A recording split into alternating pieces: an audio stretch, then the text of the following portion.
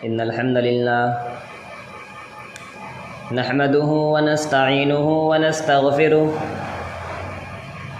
ونعوذ بالله من شرور أنفسنا ومن سيئات أعمالنا من يهده الله فلا مضل له ومن يضلل فلا هادي له وأشهد أن لا إله إلا الله وحده لا شريك له وأشهد أن محمدًا عبده ورسوله يا أيها الذين آمنوا اتقوا الله حق تقاته ولا تموتن إلا وأنتم مسلمون يا أيها الناس اتقوا ربكم الذي خلقكم من نفس واحدة وخلق منها زوجها وبث منهما رجالا كثيرا ونساء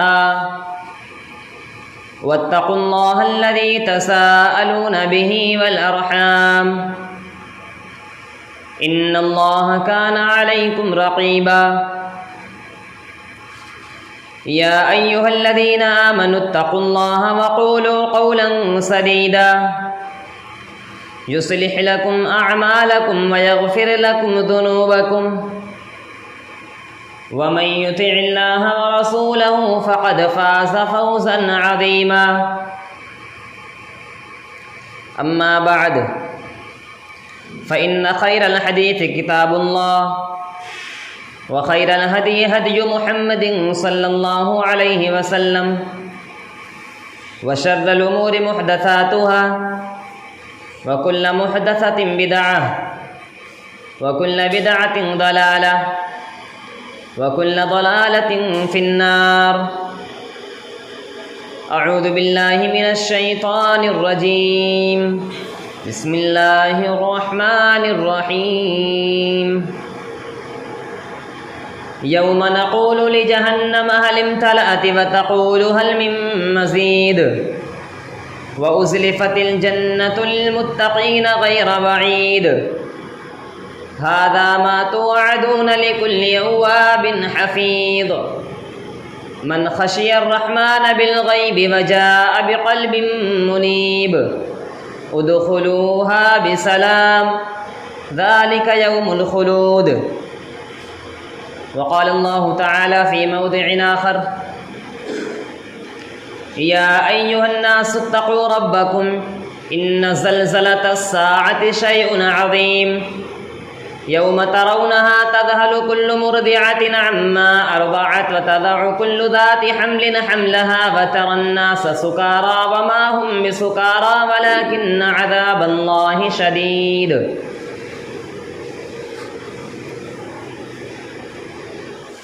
محترم حاضرین جمعہ، سامعین کرام، ہم اپنے معاشرے میں رہتے ہوئے دیکھتے ہیں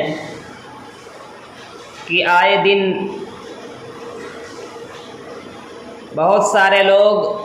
دنیا میں آتے ہیں، پیدا ہوتے ہیں، اور بہت سارے لوگ اس دنیا سے انتقال کر جاتے ہیں. کوئی آ رہا ہے تو کوئی جا رہا ہے، اور اس دنیا میں کسی کو ہمیشگی نہیں ہے. تو سوال یہ پیدا ہوتا ہے کہ اللہ رب العالمین نے آخر اس دنیا کو پیدا ہی کیوں کیا؟ آخر اللہ رب العالمین نے لوگوں کو اس دنیا میں کیوں بھیجا؟ کیا مقصد ہے؟ اللہ تعالیٰ فرماتا ہے الذی خلق الموت والحیات لیبلوکم ایکم احسن عملا، کہ وہی اللہ ہے جس نے موت اور زندگی کو اس لیے پیدا کیا تاکہ وہ تمہیں آزمائے کہ تم میں سے کون بہترین عمل کرنے والا ہے. مطلب یہ ہے کہ اللہ رب العالمین نے انسانوں کو پیدا کیا. پیدا کرنے کا مقصد یہ ہے کہ انسان کو اللہ رب العالمین دیکھے کہ ان میں سے کون اچھا عمل کر رہا ہے، کون برا عمل کر رہا ہے، کون اللہ رب العالمین کو راضی کرنے والا عمل کر رہا ہے اور کون اللہ رب العالمین کو ناراض کرنے والا عمل کر رہا ہے۔ اس دنیا کے اندر کسی انسان کو دوام نہیں ہے، کوئی یہاں پر ہمیشہ رہنے کے لیے نہیں آیا ہے۔ ہمیشہ کی جگہ، وہ جگہ جہاں انسان کو ہمیشہ رہنا ہے، وہ آخرت ہے۔ اللہ تعالیٰ فرماتا ہے کہ قرآن مجید میں اس چیز کو اللہ تعالیٰ نے کئی مقامات پر ذکر کیا کہ ہمیشہ کی جگہ آخرت ہے۔ وَإِنَّ الدَّارَ الْآخِرَةَ هِيَ دَارُ الْقَرَارِ، آخرت ہی ہمیشگی کا گھر ہے اور آخرت ہی وہ جگہ جہاں انسان کو ہمیشہ رہنا ہے، وہاں سے واپس نہیں آنا۔ اس دنیا کے مقابلے میں آخرت کہیں زیادہ ہے، اور آخرت کے مقابلے میں دنیا کی زندگی ایک لمحے کی طرح ہے۔ اللہ تعالیٰ فرماتا ہے وَيَوْمَ يَحْشُرُهُمْ كَأَن لَّمْ يَلْبَثُوا إِلَّا سَاعَةً مِّنَ النَّهَارِ يَتَعَارَفُونَ بَيْنَهُمْ، کہ اے نبی لوگوں کو اس دن کے بارے میں بتلائیے جس دن اللہ سبحانہ و تعالیٰ تمام لوگوں کو اکٹھا کرے گا۔ وَيَوْمَ يَحْشُرُهُمْ، تمام لوگوں کو اکٹھا کرے گا، كَأَن لَّمْ يَلْبَثُوا إِلَّا سَاعَةً مِّنَ النَّهَارِ، تو لوگ یہ سمجھیں گے کہ وہ دنیا میں ایک لمحہ رہ کر کے آئے ہیں، تھوڑی دیر رہ کر کے آئے ہیں، اتنی دیر میں لوگ ایک دوسرے کو پہچان سکیں، صرف اتنی دیر دنیا میں رہ کر کے آئے ہیں۔ اتنی بڑی زندگی، 60 سال کی زندگی، 70 سال کی زندگی، انسان کو ایک لمحہ معلوم ہوگی، آخرت کا دن اتنا عظیم ہوگا۔ اور اس دنیا میں رہتے ہوئے ہم اس دنیا میں اور اس کی خواہشات میں اس قدر مگن ہیں کہ ہمیں آخرت کی یاد صرف اس وقت آتی ہے جب ہم اپنے کسی عزیز کو، اپنے کسی رشتہ دار کو، اپنے کسی احباب کو دفن کرنے کے لیے قبرستان جاتے ہیں، اور یہ یاد بھی چند لمحوں کے لیے ہوتی ہے، اس کے بعد پھر دنیا اور اس کا بازار، اس میں ہم مگن ہو جاتے ہیں۔ ہم سے پہلے اربوں خربوں لوگ اس دنیا میں آئے، اس میں بڑے بڑے بادشاہ بھی تھے، بڑے بڑے مالدار بھی تھے، بڑے بڑے وزراء بھی تھے، اور بڑے بڑے علم کا دعویٰ کرنے والے لوگ بھی تھے، لیکن ان کا انجام کیا ہوا؟ سارے کے سارے لوگ مر گئے، اس دنیا سے چلے گئے، ان کا نام و نشان مٹ گیا۔ ان میں وہ لوگ بھی تھے جو اپنے آپ کو انا ربکم الاعلی کہا کرتے تھے کہ میں سب سے بڑا رب ہوں، میں دنیا سے جا ہی نہیں سکتا، میں یہاں ہمیشہ رہنے کے لیے آیا ہوں۔ لیکن انجام کیا ہوا؟ سارے لوگ چلے گئے اور ہوا اور بارشوں نے تو ان کے قبروں کے نشانات تک دھو دیے۔ اس دنیا کے اندر جو پھول بھی کھلتا ہے مرجھا جانے کے لیے کھلتا ہے، اور ہر روز جو سورج طلوع ہوتا ہے وہ سورج بھی دوپہر کے بعد ڈھلنے لگتا ہے اور بالآخر غروب ہو جایا کرتا ہے۔ اس دنیا میں کسی کو دوام نہیں، کوئی ہمیشہ رہنے کے لیے نہیں آیا۔ اصل چیز جس کے لیے انسان اس دنیا میں آیا ہے وہ آخرت کی تیاری ہے۔ انسان کو چاہیے اس دنیا میں رہتے ہوئے آخرت کی تیاری کرے، آخرت میں کام آنے والے اعمال کرے۔ قیامت کا دن ہوگا، اللہ رب العالمین ایک ایسے شخص کو بلائے گا، وہ شخص اس دنیا میں رہتے ہوئے عالی شان محل میں رہا کرتا تھا، اس کے پاس انتہائی عالی شان چیزیں تھی، جیسے ہی منہ سے آواز نکالتا تھا کھانا حاضر ہو جاتا تھا، صرف کہنے کی دیر ہوتی تھی پانی آ جایا کرتا تھا، تمام کی تمام نعمتیں میسر تھی، دنیا میں رہتے ہوئے اسے کسی بھی قسم کی کوئی تکلیف نہیں پہنچا کرتی تھی۔ لیکن کل قیامت کا دن ہوگا، اللہ رب العالمین اسے بلائے گا اور اسے ایک لمحے کے لیے، صرف ایک لمحے کے لیے اللہ تعالیٰ اسے جہنم میں ڈالے گا، جہنم سے نکال کر کے پوچھے گا اے میرے بندے بتا تو دنیا میں کیسی زندگی گزار کر کے آیا ہے؟ صرف ایک لمحہ جہنم میں جانا، دنیا کی تمام نعمتیں، دنیا کی تمام آسائشیں اس انسان کو بھول جائے گا اور کہے گا پروردگار میں تو دنیا میں رہا ہی نہیں، مجھے دنیا میں کوئی نعمتیں میسر ہی نہیں تھی۔ جبکہ وہ انسان دنیا میں عالی شان محل میں رہا کرتا تھا، لگژری لائف جیا کرتا تھا، لیکن ایک لمحے کے لیے جہنم میں جانے سے وہ تمام نعمتیں بھول جائے گا، کہے گا وہ تمام نعمتیں چھوٹی پڑ گئی اور ایک لمحے کے لیے جہنم میں جانا بھاری پڑ گیا۔ ایک دوسرے شخص کو لایا جائے گا،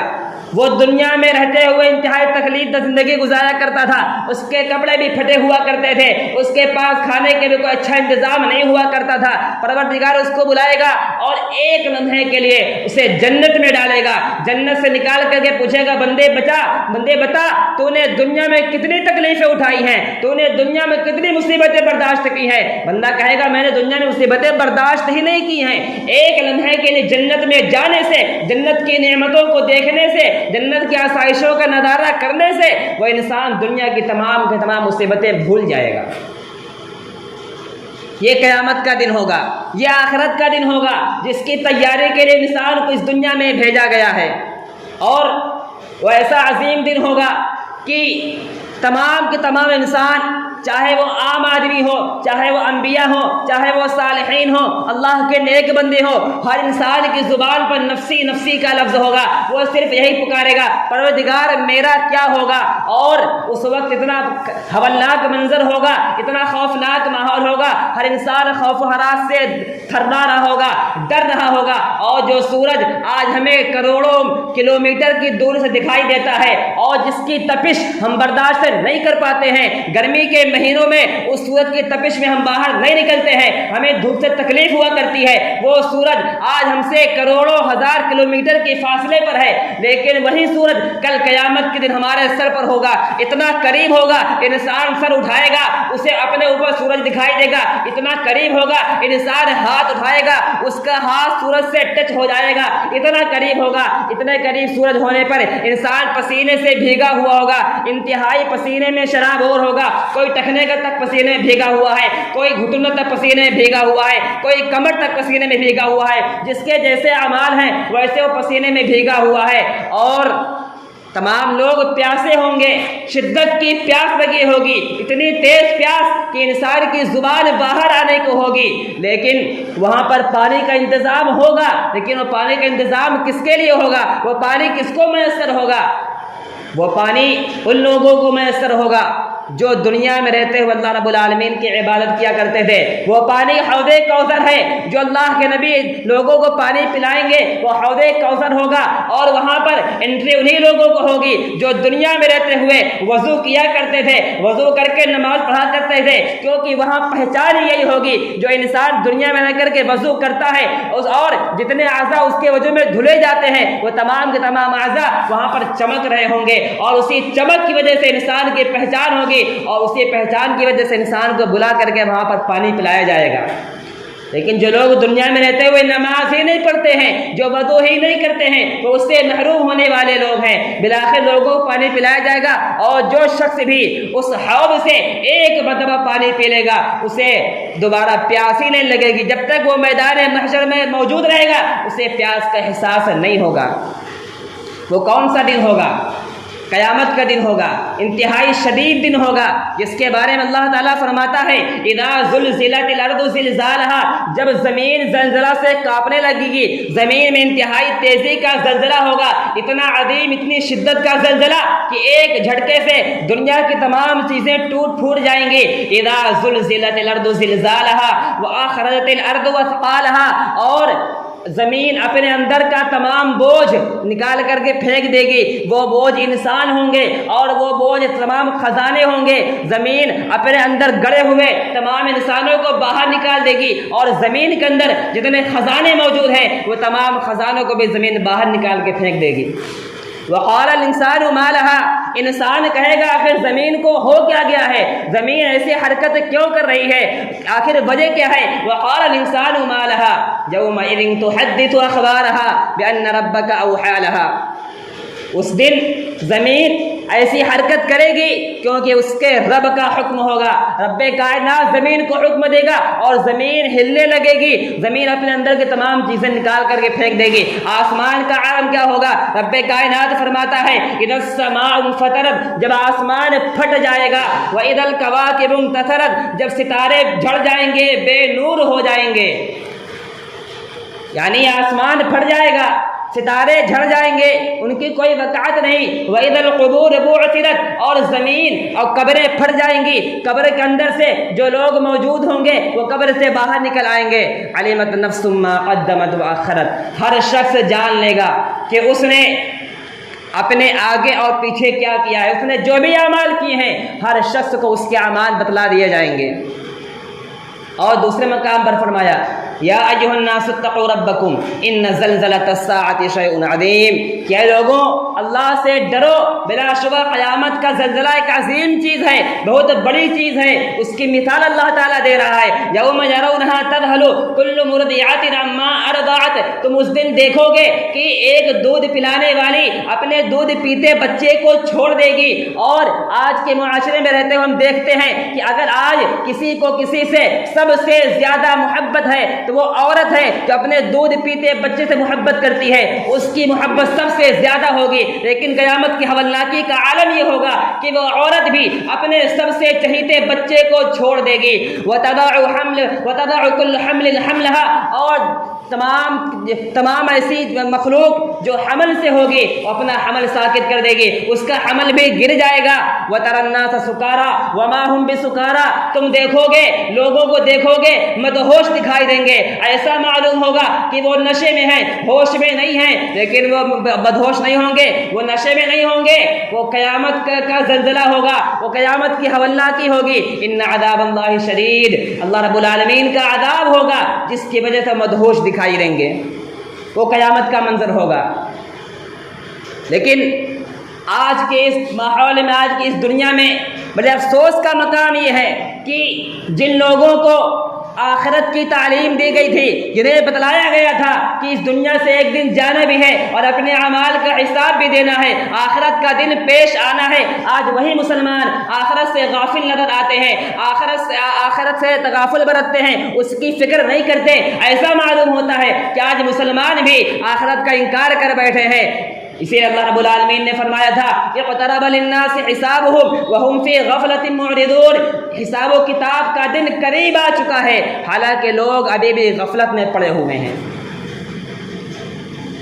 حساب و کتاب کا دن، وہ قیامت کا دن بہت دور نہیں رہا، وہ بہت قریب آ چکا ہے، اور اس دن انسان کے تمام اعمال، تمام چیزیں گواہی دیں گی۔ اسی لیے اللہ رب العالمین فرماتا ہے اليوم نختم على افواههم وتكلمنا ايديهم وتشهد ارجلهم بما كانوا يكسبون، وہ دن ہوگا جب ہم انسانوں کے منہ پر مہر لگا دیں گے، انسان کی زبان کو ہم بند کر دیں گے، انسان کی زبان نہیں بولے گی، انسان کا ہاتھ بولے گا، انسان کا پیر بولے گا۔ اس ہاتھ سے اس نے جو برائی کی ہوگی وہ برائی کی، اس برائی کو بتلائے گا، ہاتھ گواہی دے گا کہ اس انسان نے مجھ سے فلاں برائی کی تھی، انسان کا پیر گواہی دے گا کہ اس انسان نے فلاں جگہ چل کر کے گئے، یہ انسان میرے ذریعے سے فلاں جگہ چل کر کے گیا تھا اور وہاں پر اس نے یہ برائی کی تھی۔ اور یہ چیز ہاتھ کو گویائی دینا، ہاتھ بولنے لگے، پیر بولنے لگے، اس کو یہ طاقت دینا اللہ رب العالمین کی قدرت سے بعید نہیں ہے۔ جس اللہ نے، جس رب نے زبان کو بولنے کی طاقت دی ہے، ہمیں زبان کے اندر ایسی کوئی چیز نظر نہیں آتی ہے جس سے زبان بولتی ہو، وہ بھی گوشت کا ایک ٹکڑا ہے، لیکن اللہ رب العالمین نے زبان کو بولنے کی طاقت دی ہے۔ بالکل اسی طریقے سے کل قیامت کے دن اللہ سبحانہ و تعالی ہاتھ کو بھی، پیر کو بھی بولنے کی طاقت دے گا اور وہ انسان کے اعمال کی گواہی دیں گے۔ انسان اس ہولناک ماحول میں انتہائی ڈرا ہوا ہوگا، اور جس کے نامہ اعمال اس کے دائیں ہاتھ میں دیا جائے گا وہ انسان کامیاب ہے۔ فَأَمَّا مَنْ أُوتِيَ كِتَابَهُ بِيَمِينِهِ فَيَقُولُ هَاؤُمُ اقْرَءُوا كِتَابِيَهْ، جسے اس کا نامہ اعمال دائیں ہاتھ میں دیا جائے گا، وہ کہے گا لوگوں آؤ دیکھو میرا نامہ اعمال پڑھو۔ فَيَقُولُ هَاؤُمُ اقْرَءُوا كِتَابِيَهْ إِنِّي ظَنَنْتُ أَنِّي مُلَاقٍ حِسَابِيَهْ، مجھے یقین تھا کہ مجھے نامہ اعمال ملنے والا ہے، میرا حساب ملنے والا ہے۔ اس لیے وہ انسان دنیا میں نیکیاں کیا کرتا تھا کیونکہ اسے معلوم تھا اس دنیا سے جانے کے بعد مجھے اپنے اعمال کا حساب بھی دینا ہے۔ فَهُوَ فِي جَنَّةٍ عَالِيَةٍ، وہ بلند و بالا جنت میں ہوگا،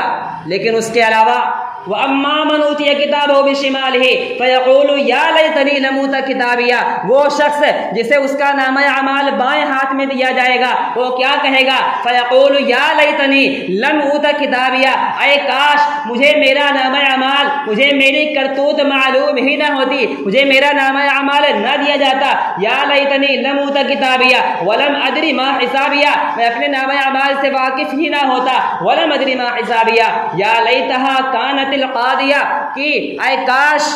موت نے میرا کام تمام ہی کیوں نہ کر دیا، میں دنیا میں مر گیا تھا، اس کے بعد دوبارہ مجھے نہ اٹھایا جاتا، وہیں پر میرا کام تمام ہو جاتا۔ لیکن حقیقت یہ ہے انسان کو دنیا میں اسی لیے بھیجا گیا ہے وہ دنیا میں آ کر کے وہ اعمال کرے جس کی وجہ سے وہ آخرت میں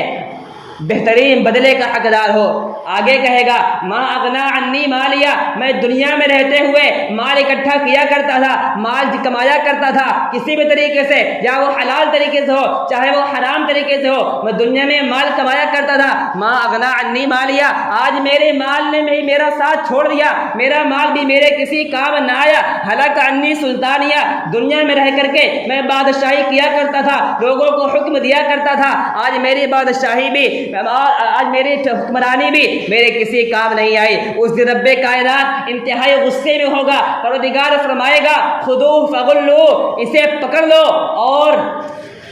اس کے گلے میں توق ڈال دو۔ توق ایسا لوہا ہوتا ہے جو گردن کے نچلے حصے سے گردن کے اوپری حصے تک باندھا جاتا ہے، جب کسی کے گلے میں توق ڈال دیا جاتا ہے وہ شخص اپنے سر کو حرکت بھی نہیں دے سکتا ہے۔ اگر کوئی شخص توق پہننے کے بعد اپنے سر کو حرکت دیتا ہے تو اس میں لگا ہوا لوہا اس کے گلے میں گھس جائے گا،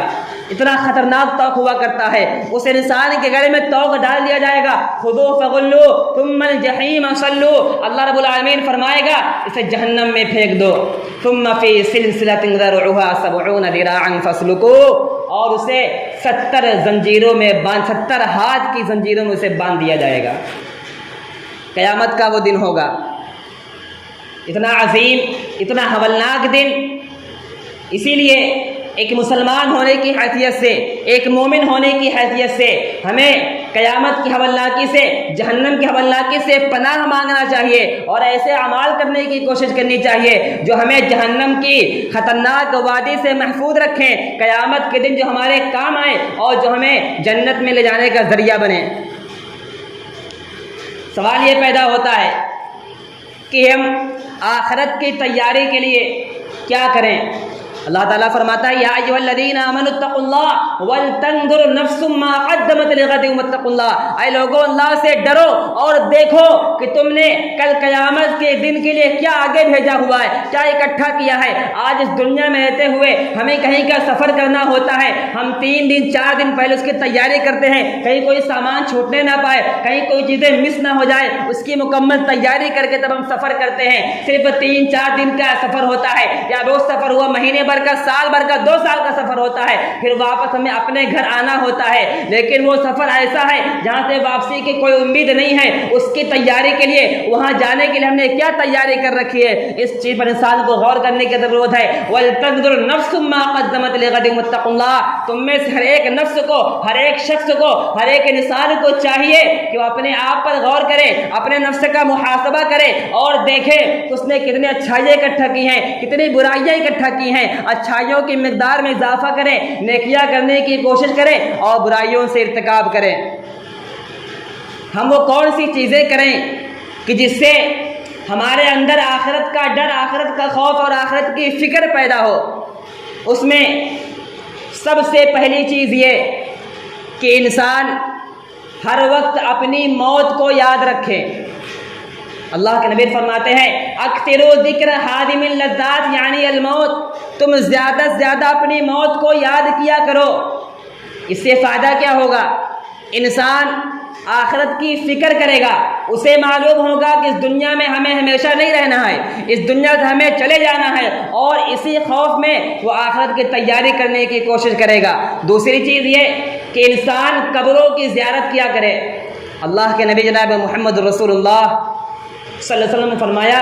کنت نہیتکم عن زیارت القبور فزوروها فإنها تزهد في الدنيا وتذكر الآخرة، کہ لوگوں میں نے تمہیں قبروں کی زیارت کرنے سے منع کیا تھا، لیکن اب تم زیارت کیا کرو، فائدہ کیا ہے؟ اس سے تمہیں دنیا سے بے رغبتی ہوتی ہے اور یہ تمہیں آخرت کی یاد دلاتی ہے۔ وتذکر الآخرہ، قبروں کی زیارت کرنے سے انسان آخرت کی یاد تازہ کرتا ہے کہ بالآخر ایک دن ہمیں بھی اسی جگہ پر آنا ہے۔ اور اسی طریقے سے انسان اس دنیا میں رہتے ہوئے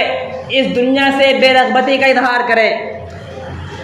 اس کے لیے ضروری ہے کہ انسان اس بات کا یقین رکھے کہ اس دنیا میں ہمیں ہمیشہ نہیں رہنا ہے، اور یہ جو نعمتیں دنیا میں میسر ہیں ان نعمتوں کی کوئی وقعت نہیں ہے، یہ نعمتیں ختم ہو جانے والی چیز ہے، 4 دن کی زندگی ہے، اس کے بعد پھر سے ہمیں قبر میں پہنچنا ہے اور آخرت کا سامنا کرنا ہے۔ اسی لیے خلیفہ ثالث حضرت عثمان رضی اللہ تعالی عنہ جب قبر کے پاس جایا کرتے تھے تو بہت ہی زیادہ رویا کرتے تھے۔ پوچھنے والے پوچھتے ہیں یا اے خلیفۃ المسلمین، جب آپ کے سامنے جہنم کا تذکرہ کیا جاتا ہے، قیامت کا تذکرہ کیا جاتا ہے، تب آپ اس قدر نہیں روتے ہیں، کیا بات ہے کہ جب آپ قبر کے پاس آتے ہیں تو اس قدر روتے ہیں؟ فرماتے ہیں قبر آخرت کی پہلی منزل ہے، جس نے قبر کو پار کر لیا آگے کے منزلیں اس کے لیے آسان ہے، لیکن جو شخص قبر میں ہی اور منکر نکیر کے سوالات میں ہی پھنس گیا، آگے کے تمام منزلیں اس کے لیے مشکل ہو جائیں گی۔ ضرورت اس بات کی ہے کہ اس دنیا میں رہتے ہوئے ہم جس مقصد سے آئے ہیں اس مقصد کو سامنے رکھتے ہوئے زندگی گزاریں۔ وہ مقصد یہی ہے کہ ہمیں اپنا گھر، جو ہمارا گھر جنت میں ہے، اس گھر کو حاصل کرنا ہے، اور اس کو حاصل کرنے کے لیے جو ضروری چیزیں ہیں اس میں سب سے پہلی چیز یہ کہ ہر حال میں رب العالمین کی رضا والے اعمال کیا جائے، اللہ رب العالمین کے ناراضگی والے اعمال نہ کیے جائیں، ان تمام اعمال کو بجا لایا جائے جن کے ذریعے سے ہم جہنم سے نجات حاصل کر کے جنت کو حاصل کر سکتے ہیں، اور قیامت کے دن قیامت کی ہولناکیوں سے، قیامت کی سختیوں سے ہم چھٹکارا پا سکتے ہیں۔ اللہ رب العالمین سے دعا ہے کہ ہم جب تک اس دنیا میں زندہ رہیں ایمان و اسلام پر قائم رہیں، اور ہمارا جب خاتمہ ہو تو آمین پر ہو، اور اس دنیا میں رہتے ہوئے ہم ہر قسم کے نیک اعمال کرنے کی کوشش کریں۔ آمین۔ تقبل یا رب العالمین۔ اقول قولی ھذا واستغفر اللہ لی ولکم ولسائر المسلمین والحمد للہ رب العالمین۔